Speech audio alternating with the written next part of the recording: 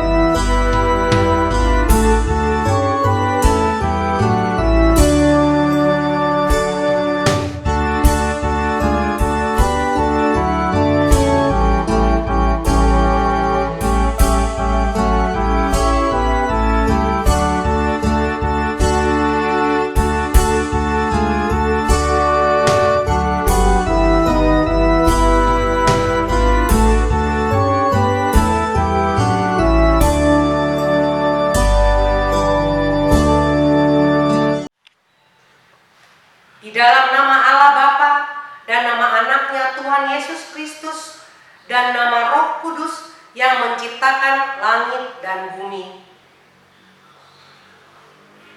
Nyanyikanlah nyanyian baru bagi Tuhan, sebab Ia telah melakukan perbuatan-perbuatan yang ajaib.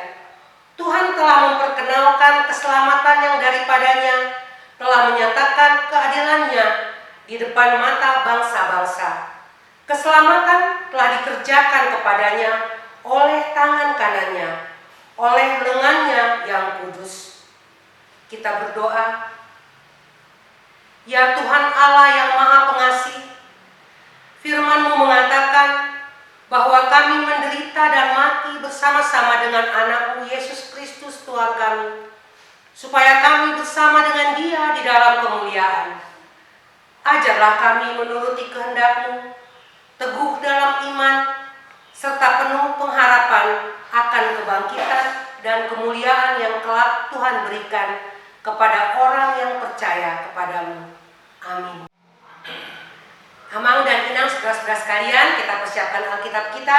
Kita membaca epistel untuk minggu ini dari Wahyu 12 ayat 10 sampai dengan ayat 12. Nyanyian kemenangan.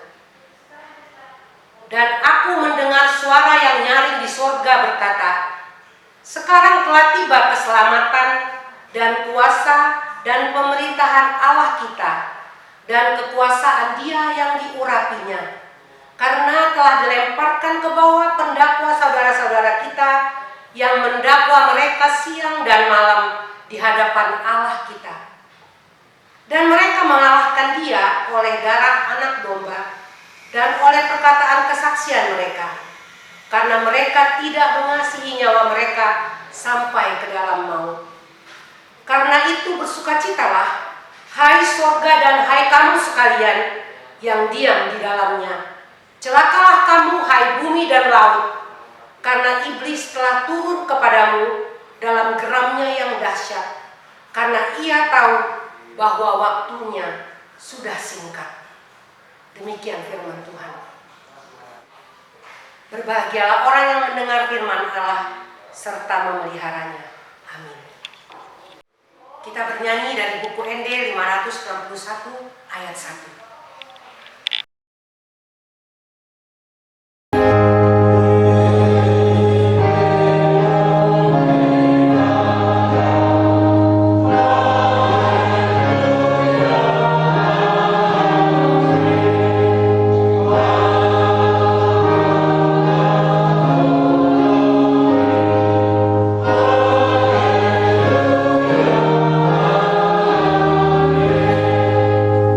Amen.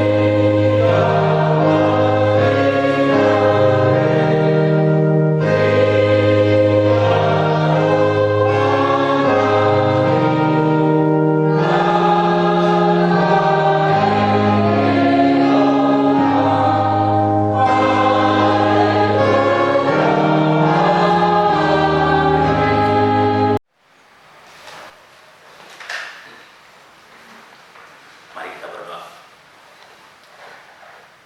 Allah Bapa kami yang di surga, kami bersyukur karena Engkau dapat mengumpulkan kami di tempat ini Tuhan. Kasih-Mu dan penyertaan-Mu yang senantiasa melindungi kami Tuhan, sehingga kami dapat berkumpul untuk mendengarkan firman Tuhan di tempat kami masing-masing Tuhan.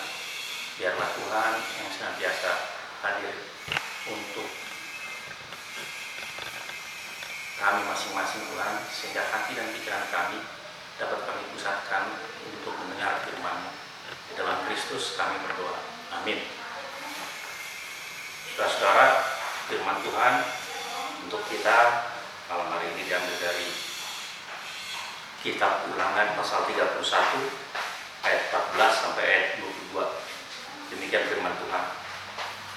Kemudian berfirmanlah Tuhan kepada Musa, sesungguhnya sudah dekat waktunya bahwa engkau akan mati. Maka panggillah Yosua dan berdirilah bersama-sama dengan dia dalam kemah pertemuan, supaya aku memberi perintah kepadanya. Lalu pergilah Musa dan Yosua berdiri dalam kemah pertemuan. Dan Tuhan menampakkan diri di kemah itu dalam tiang awan, dan tiang awan itu berdiri pada pintu kemah. Tuhan berfirman kepada Musa, ketahuilah, engkau akan mendapat perhentian bersama-sama dengan nenek moyangmu, dan bangsa ini akan bangkit dan berjinah dengan mengikuti Allah asing yang ada di negeri kemana mereka akan masuk. Mereka akan meninggalkan aku dan mengingkari perjanjianku yang kuikat dengan mereka. Pada waktu itu murka-Ku akan menyala-nyala terhadap mereka. Aku akan meninggalkan mereka dan menyembunyikan wajah-Ku terhadap mereka, sehingga mereka termakan habis dan banyak kali ditimpa malapetaka serta kesusahan. Maka pada waktu itu mereka akan berkata, bukankah malapetaka itu menimpa kita oleh sebab Allah kita tidak ada di tengah-tengah kita? Tetapi aku akan menyembunyikan wajah-Ku sama sekali pada waktu itu, karena segala kejahatan yang telah dilakukan mereka, yakni mereka telah berpaling kepada Allah lain. Oleh sebab itu tuliskanlah nyanyian ini dan ajarkanlah kepada orang Israel. Letakkanlah di dalam mulut mereka, supaya nyanyian ini menjadi saksi bagiku terhadap orang Israel. Sebab aku akan membawa mereka ke tanah yang kujanjikan dengan sumpah kepada nenek moyang mereka, yakni tanah yang berlimpah susu dan madunya.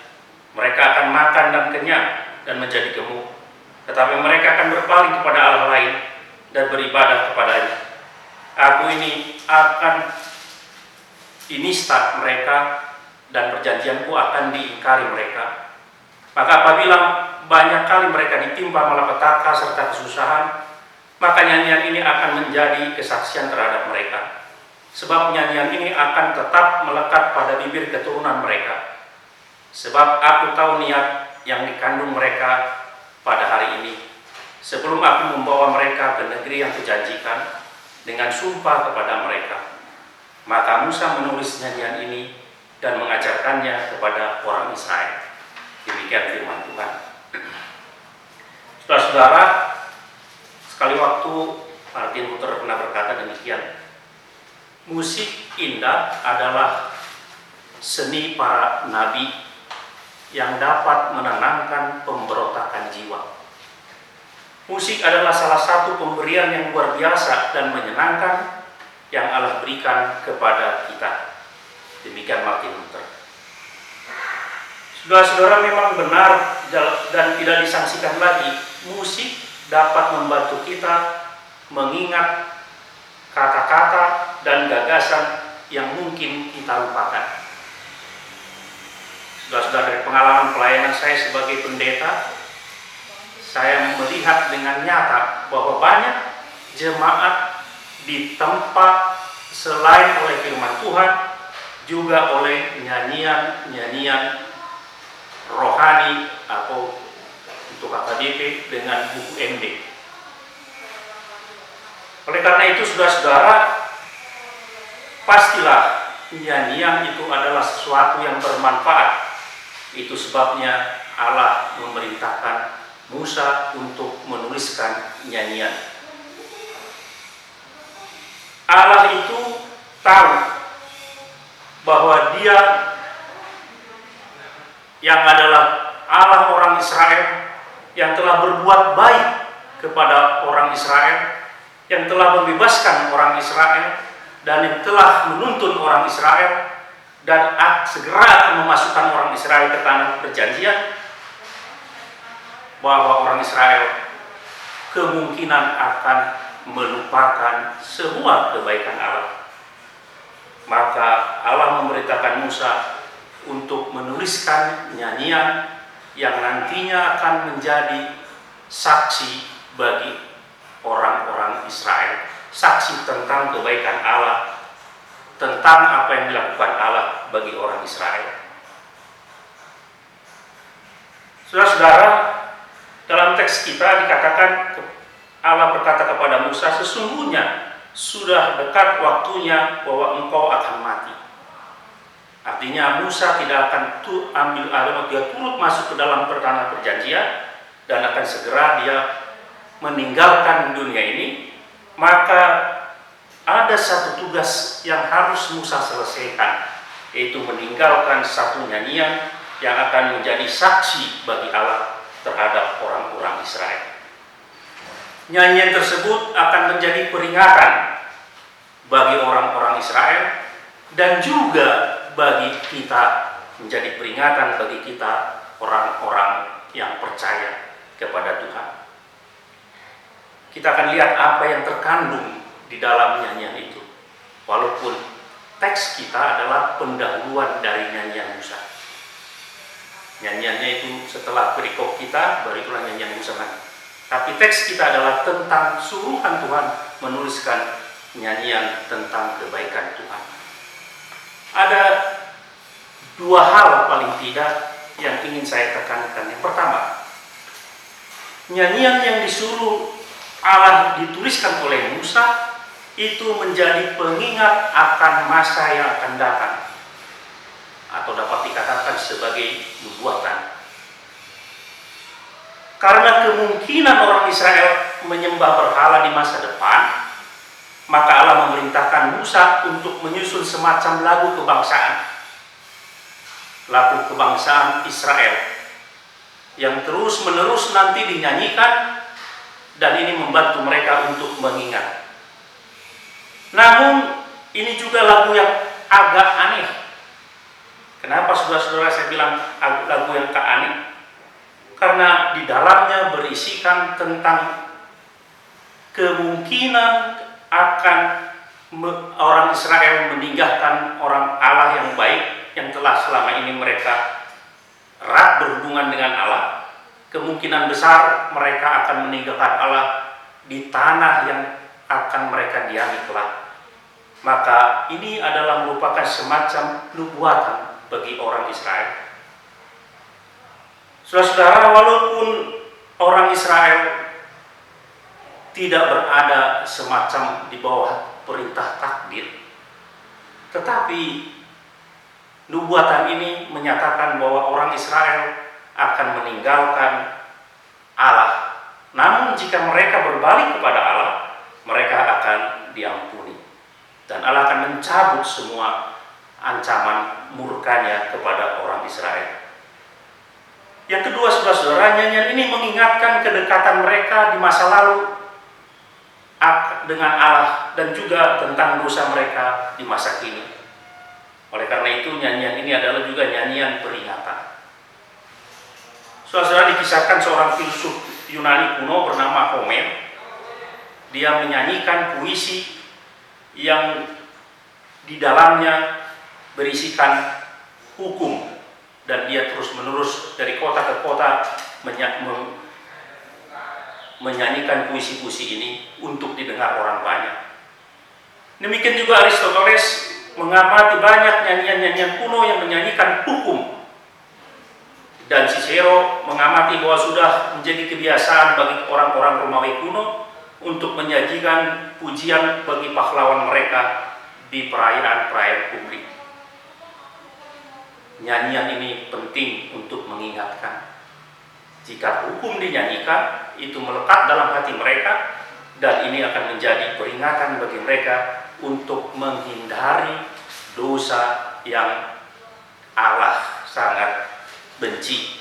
Oleh karena itu nyanyian ini adalah juga nyanyian yang adalah juga nyanyian peringatan selain semacam nubuatan. Saudara, jangan menganggap remeh dengan nyanyian. Jangan menganggap remeh dengan apa yang sering kita nyanyikan. Karena apa yang sering kita nyanyikan itu akan membentuk hidup kita, bahkan akan membentuk karakter kita. Oleh karena itu, teks kita mengingatkan kita untuk senantiasa menyanyikan kebaikan Allah. Senantiasa mengingat perbuatan Allah dengan menyanyikannya di dalam kehidupan kita sehari-hari. Paling tidak ada dua yang mau dinyatakan oleh nyanyian ini, saudara-saudara. Yang pertama, menurut ayat 19, nyanyian ini adalah untuk menyatakan bahwa Allah itu adil. Dia adalah Allah yang adil. Dan yang kedua, mengingatkan orang-orang Israel siapa mereka sebenarnya di hadapan Allah. Menurut ayat 21. Itulah nyanyian yang Allah perintahkan untuk dituliskan oleh Musa untuk menjadi pengingat dan nubuatan bangsa itu. Jika bangsa Israel menyanyikan ini terus-menerus, maka dia akan diingatkan dan mereka akan menghindari untuk meninggalkan Allah Israel, Allah yang telah begitu penuh dengan kasih karunia. Oleh karena itu, saudara-saudara, ingatlah kebaikan Tuhan, nyanyikannya dalam hati senantiasa. Dan ketika kita menyanyikan Tuhan akan kebaikan Tuhan, kita juga harus bertanya, apa tujuan kita menyanyikannya? Tuhan ingin kita mengingatnya. Apakah yang Tuhan ingin kita ingat dari dirinya? Kekuasaannya kah? Kekudusannya kah? Kasihnya kah? Atau kesetiaannya? Yang terakhir yang perlu untuk kita renungkan, seberapa sering kita menyanyikan nyanyian yang merayakan karakter, kebaikan, kasih setia dari Allah dalam hidup kita. Kiranya Tuhan menguatkan kita. Amin. Kita berdoa. Bapa Sorgawi, terima kasih Tuhan, karena Engkau mengingatkan kami melalui firman-Mu bahwa kami harus mengingat kebaikan-Mu. Untuk itu Engkau memerintahkan Musa untuk menuliskan sebuah nyanyian yang membantu kami mengingat. Oleh karena itu Tuhan, biarlah kami mengingat semua kebaikan-Mu dengan pertolongan semua lagu puji-pujian yang kami nyanyikan dalam kehidupan kami sehari-hari Tuhan. Terima kasih Tuhan. Dengar dan sempurnakan doa kami ini di dalam Kristus Juru Selamat kami. Amin. Ya, saudara-saudara, jika ada pertanyaan atau apa yang mau didiskusikan, ada usulan atau apapun itu dengan firman Tuhan yang baru kita dengar, disilakan untuk melalui chatting atau melalui WA. Terima kasih. Amang Inang, jemaat yang dikasihi Tuhan, kita bernyanyi sambil mengumpulkan persembahan kita yang bisa kita berikan melalui transfer ke rekening gereja yang ada di bawah ini. Kita bernyanyi dari nomor 361 ayat 1.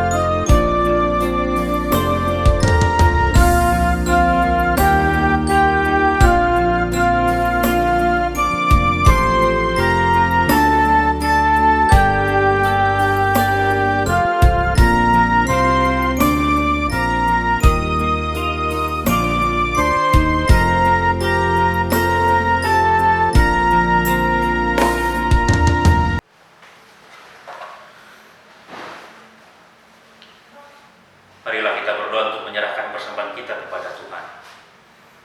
Ya Allah Bapa kami yang di surga, kami mengaku bahwa Tuhan adalah sumber dari segala karunia yang melimpah dalam kehidupan kami masing-masing. Sebagian dari karunia itu kami serahkan kembali sebagai persembahan kepada Tuhan. Terimalah dan berkatilah persembahan umat-Mu ini, agar dapat kami pergunakan untuk pekerjaan dan pelayanan kerajaan Tuhan di dunia ini. Bukalah hati kami untuk mengenal betapa banyak berkat dan karunia yang kami peroleh dari Tuhan, supaya kami senantiasa bersyukur kepadamu di dalam nama Yesus Kristus Tuhan kami. Amin. Kita bersama-sama berdoa dengan doa Bapa kami. Bapa kami yang di surga, dikuduskan nama-Mu, datanglah kerajaan-Mu, jadilah kehendak-Mu di bumi seperti di surga. Berilah kami pada hari ini makanan kami yang secukupnya, dan ampunilah kami akan kesalahan kami, seperti kami juga telah mengampuni orang yang bersalah pada kami. Dan janganlah bawa kami ke dalam pencobaan, tetapi lepaskanlah kami daripada yang jahat. Karena Engkau yang punya kerajaan dan kuasa dan kemuliaan sampai selama-lamanya. Amin. Anugerah Tuhan kita Yesus Kristus, kasih Allah Bapa, dan persekutuan Roh Kudus kiranya menyertai engkau sekalian sekarang dan sampai selama-lamanya. Amin.